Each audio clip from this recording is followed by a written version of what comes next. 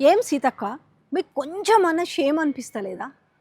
నేను గిరిజన బిడ్డని, నేను ఎట్లా వచ్చి బతికి నేను ఎట్లా ఈ స్థాయికి చేరినా అని చెప్తారు కదా. మీరు ఒక మహిళ అయ్యుండి మీరు ప్రతిపక్షంలో మాట్లాడారు కదా. మహిళలకు అన్యాయం జరిగితే, లేకపోతే మైనర్లకు అన్యాయం జరిగితే మీరు ఎట్లాంటి స్టేట్మెంట్లు ఇచ్చారు? మరి ఇవాళ ఏమైందక్క మీకు? మీ నోరు పడిపోయిందా? మీ నోరు మూగబోయిందా? మీ నోరు మూగబోయేలాగా చేసిందెవరు? అంటే ఇప్పుడు కూడా రాజకీయమేనా మీకు?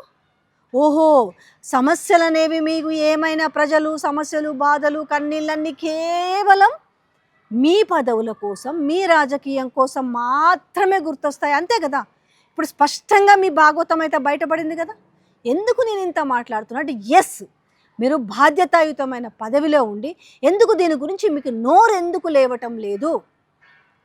అమ్మాయికి బాధితురాలికి చట్ట ప్రకారం న్యాయం జరగాలి అని ఎందుకు మాట్లాడతలేరు? ఏం కొండా సురేఖక్క, మీకేమైంది? ఓ కేటీఆర్ గురించి అంత లేచి మాట్లాడారు, సమంత గురించి, రకుల్ ప్రీత్ సింగ్ గురించి, ఇంకెవరి గురించో మాట్లాడారు కదా. మరి ఇలా ఈ అమ్మాయి గురించి ఎందుకు మాట్లాడతలేరు? ఏం నోట్లు ఇప్పుడు బెల్లంగడ్డలు పెట్టుకున్నారా? మీ నోర్లు ఎందుకు లేస్తలేవు? నోర్లు పడిపోయినాయా? ఏమవుతుంది? ఓహో, మీరు బీజేపీ ఒకటే కాబట్టి రోజు ఏమీ మాట్లాడొద్దు అని మీకు ఆదేశాలు వచ్చినాయా? అంతే కదా అనుకోవాల్సింది. బాజాప్తా భాగవతం అయితే బయటపడింది కదా.